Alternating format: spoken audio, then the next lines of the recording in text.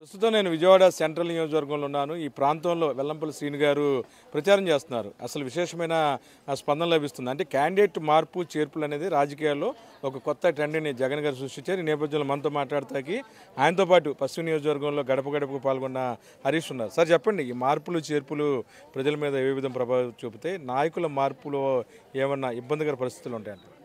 అందరూ గుంపులుగా రండి, నేను సింగల్గా వస్తాను, నేను సింగల్గానే పోటీ చేస్తాను, నా వ్యక్తులే నియోజకవర్గంలో నిలబడతారు అనేటువంటి నినాదంతో ప్రజలకు మంచి చేశాను, మంచి చేస్తేనే నాకు ఓట్లు వేయండి అనేటువంటి లక్ష్యంతో ముందుకెళ్తున్నటువంటి ఏకైక నాయకుడి రాష్ట్రంలో ఎవరైనా ఉన్నారంటే అది జగన్మోహన్ రెడ్డి గారు. చేర్పులు మార్పులు సాధారణంగా చేసి ఎవరైతే ప్రజలకి చేరువయ్యి ఉన్నటువంటి నాయకుడు ఎవరైతే ఉన్నారో వాళ్ళని ఎమ్మెల్యే క్యాండిడేట్స్గా బరిలో నిలిపించినటువంటి నాయకుడు మన జగన్మోహన్ రెడ్డి గారు. ఈరోజు సెంట్రల్ నియోజకవర్గంలో వెల్లంపల్లి శ్రీనివాసరావు గారి ప్రచారం దూసుకుపోతూ ఉంది. పశ్చిమ నియోజకవర్గంలో వేల కోట్ల రూపాయలతో అభివృద్ధి కార్యక్రమాలు నిర్వహించి ఈరోజు అటువంటి అభివృద్ధి కారకుడైనటువంటి పశ్చిమ నియోజకవర్గ ఎమ్మెల్యే గారిని సెంట్రల్ నియోజకవర్గంలో వేయడం పట్ల సెంట్రల్ ప్రజలు హర్షం వ్యక్తం చేస్తూ వెల్లంపల్లికి పట్టం కట్టేందుకు సిద్ధంగా ఉన్నారని చెప్పి సందర్భంగా తెలియజేస్తా ఉన్నా. ఎందుకని వైనాట్ 175కి దగ్గరగా ఉన్నారు, పెద్ద ఎత్తున రెస్పాన్స్ వస్తుందంటారు? జగన్మోహన్ రెడ్డి గారికి ఎందుకు ఓటేయాలంటే ప్రజలకి అంత న్యాయం చేశారు. మహిళలకి సంబంధించి ముఖ్యంగా ప్రతి పథకం, ఏ పథకం అయినా సరే మహిళల పేరిటే ఇచ్చాడు ఆయన. ప్రజలు సంతోషంగా ఉంటేనే పరిపాలన బాగుంటుంది అనేది ఆయన నమ్మి ప్రజలు నమ్మి నాకు ఓటేశారు. కాబట్టి ప్రజలకు కూడా అదే నమ్మకంతో తిరిగి నేను అదే మంచి చెయ్యాలి అన్న ఒకే ఒక కారణంతో ఆయన పరిపాలన జరిగిస్తున్నాడు. కాబట్టి తప్పకుండా ఆయనకే ఓటేయాలి. 175 స్థానాల్లో కూడా ఆయనే రావాలి, నిత్యం ఆయనే సీఎంగా ఉండాలని కూడా మేము కోరుకుంటాం. అంటే చాలా ఎత్తున ప్రజలు ఏదైతే టీడీపీ చెందిన వాళ్ళు ఆయన మీద ప్రచారం చేస్తున్నారు వ్యతిరేకంగా. మరి పక్కన షర్మిల గారు కూడాను రోడ్డు మీదకి వచ్చారు. అంటే కుటుంబ సభ్యులను కూడా విభేదించి ప్రచారాలు జరుగుతున్న నేపథ్యంలో మీరేమంటారు? కుటుంబ సభ్యుల్లో అనేది సహజంగా వాళ్ళ కుటుంబ వ్యవహారాలు ఏమైనా ఉన్నాయేమో తెలియదు, కానీ మేము మాత్రం జగన్ గారికి సపోర్ట్ చేస్తాం, జగన్ గారి వెనకాలే ఉంటాం. నిత్యం మా అన్న జగన్ అన్నే సీఎం అనేది మాత్రం మేము చెప్తాం. ఆయన తప్ప సీఎంగా ఎవరిని కూడా మేము ఊహించుకోం. ప్రచారాలు చేస్తున్నారు కదా, దుష్ప్రచారాలు ఏదైతే టీడీపీ వాళ్ళు చేస్తున్నారో అసలు వాళ్ళకి 23 స్థానాలు ఇవ్వడమే ఎక్కువ. ఈసారి అవి కూడా లేకోకుండా డిపాజిట్ కూడా కోల్పోవడానికి సిద్ధంగా ఉన్నారని మాత్రం తెలియజేస్తున్నాం. ఎలా ఉందండి వెల్లంపల్లి శ్రీను గారు ఈ ప్రాంతంలో పర్యటిస్తున్నారు? వెల్లంపల్లి శ్రీను గారు చాలా చక్కగా పర్యటిస్తున్నారు. ఆయన వెస్ట్ కాన్స్టిట్యుయెన్సీలో కూడా ఆయన చాలా బాగా అభివృద్ధి అనేది జరిగించారు.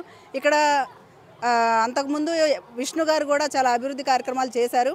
అలాగే వెస్ట్ కాన్స్టిట్యుయెన్సీ నుంచి ఇక్కడికి వెల్లంపల్లి గారిని తీసుకొచ్చారు. ఇక్కడ కూడా అంతే అద్భుతంగా అభివృద్ధి అనేది జరిగించి ప్రజల్లో మమేకమయ్యి ఉంటారని అందరూ కోరుకుంటున్నాం. అటువంటి డిస్టర్బెన్స్ ఏం లేదండి.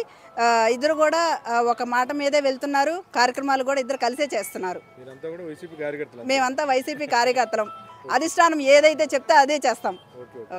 చైతన్య గారు చెప్పండి, ఎలా ఉంది విజయవాడ సెంట్రల్ నియోజకవర్గం? వెల్లంపల్లి శ్రీను గారు వచ్చారు, మీరు కూడా పొద్దున్నే ప్రచారంలో ఉన్నారు. ఏంటి రెస్పాన్స్ ఏంటి? ఎందుకని వైసీపీకి ప్రజలు ఇలా బ్రహ్మరథం పడుతున్నారు? వాస్తవం చెప్పాలంటే 2014లో వైఎస్ఆర్ కాంగ్రెస్ పార్టీ సెంట్రల్ నియోజకవర్గం ఓటింగ్ శాతం దాదాపు 50% ఉందండి. 2019 ఎలక్షన్ వచ్చేటప్పటికి ఇదే సెంట్రల్ నియోజకవర్గంలో 70 నుంచి 72% మన వైఎస్ఆర్ కాంగ్రెస్ పార్టీకి ఓటింగ్ పెరిగింది. 22% ఓటింగ్ పెరిగింది. గత 4 ఏళ్ళుగా వైఎస్ఆర్ కాంగ్రెస్ పార్టీ ప్రభుత్వం వచ్చాక 2019 నుంచి ఇవాళ వరకు ఏదైతే ఉందో గత 4.5 సంవత్సరాల పరిపాలనలో ప్రతి ఒక్క పేద మధ్యతరగతి కుటుంబం ఏదైతే ఉందో ఇచ్చిన నవరత్నాల హామీ కాకుండా అమలుపరచడం కాకుండా దాదాపు అన్ని పథకాలు ఒక పేద మధ్యతరగతి కుటుంబం చేరే దిశగా జగన్మోహన్ రెడ్డి గారి ప్రభుత్వం ఇవాళ రోజున ప్రతి ఒక్క పేదల గుండెల్లో చిరస్థాయి నిలిచిపోయేలా జగన్మోహన్ రెడ్డి గారి ప్రభుత్వం పనిచేసింది.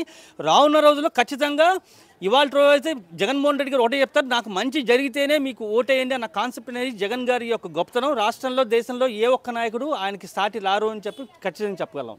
అంటే ఎందుకు జగన్ గారు కొట్టేయాలి? మరి పక్కన టీడీపీ వాళ్ళు ప్రచారాలు వేరేగా చేస్తున్నారు. ఇంట్లో సొంత చెల్లెలు కూడాను రాజకీయాలకి చంద్రబాబు నాయుడు లాంటి వ్యక్తులు అడ్డం పెట్టారని చెప్తున్నారు. వాస్తవం చెప్పాలంటే జగన్మోహన్ రెడ్డి గారు వాళ్ళ తండ్రి గారు ఏదైతే ఉందో మాట తప్ప మనం తిప్పం అన్న కాన్సెప్ట్తో ప్రజా సంకల్ప యాత్ర చేసి ప్రజల కష్టాలను దగ్గరగా చూసిన వ్యక్తి.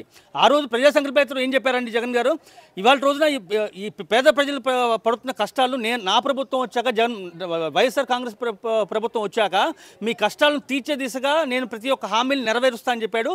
అదేవిధంగా ప్రభుత్వం వచ్చాక ప్రతి ఒక్క పథకం అమలుపరిచి హామీలు నెరవేర్చి జగన్మోహన్ రెడ్డి గారి ప్రభుత్వం 100కి 100% పథకాలను ప్రజలకు తీసుకెళ్ళి పనిచేసి ఖచ్చితంగా రేపు నేను ఉన్నాను, నేను చనిపోయాక నా ఫోటో ప్రతి ఒక్క పేద ఇంట్లో పేద కుటుంబంలో పెట్టుకోవాలన్న కాన్సెప్ట్తో జగన్మోహన్ రెడ్డి గారు పనిచేస్తున్నప్పటి ఇవాళ రోజున రాష్ట్రంలో పవన్ కళ్యాణ్ కూడా అలాగే చేస్తారు. జగన్మోహన్ రెడ్డి గారు మేనిఫెస్టోని ఒక బైబిల్, ఖురాన్, భగవద్గీత పోల్చుకుంటారండి. ఇవాళ రోజు చంద్రబాబు నాయుడు గారిని గతంలో ఇచ్చిన 600 హామీలని సిగ్గు లేకుండా మర్చిపోయి సొంత వెబ్సైట్లోంచి తీసిన దుర్మార్గు చంద్రబాబు.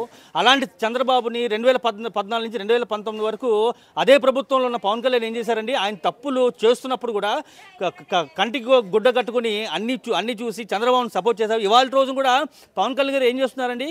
కాపు సమాజం అంటున్నారు. ఇదే కాపు సమాజ వర్గాన్ని తీసుకెళ్లి ఓట్లు తీసుకెళ్లి చంద్రబాబు నాయుడు కాళ్ళ కింద తాకట్టు పెడుతున్నారా? సిగ్గుండాలా? ఇప్పుడు మాట్లాడితే పవన్ కళ్యాణ్ రంగా గారు అంటారు.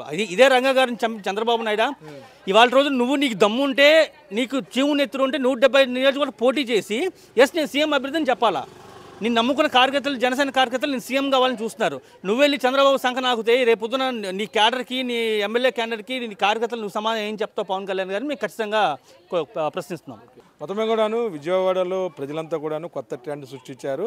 రాబోయే రోజుల్లో ఎవరు ఎన్ని అనుకున్నా సరే ఇటు కమ్మ, కాపు సామాజిక వర్గాలు ఒక పక్కన ఉంటే మిగతా కులాలు ఎస్సీ, బీసీలు, మైనార్టీలు అందరూ కూడాను ఆంధ్రప్రదేశ్ యువ ముఖ్యమంత్రి జగన్ గారు అండగా ఉన్న నేపథ్యంలో జగన్ గారికే తమ ఓటని చెప్తున్నారు. మరి పక్కన కాపులందరూ కూడాను పవన్ కళ్యాణ్ ముఖ్యమంత్రి అవుతారని ఆశిస్తే పవన్ కళ్యాణ్ చంద్రబాబు పల్లకి మోయటం అనేది ఎంతవరకు సబబని చెప్పి కూడాను ఇక్కడున్న నాయకులు ప్రశ్నిస్తున్నారు. వీడియో జర్నలిస్ట్ భానుతో కలిసి ఐ డ్రీమ్ కోసం అబ్దుల్ అలీం, విజయవాడ.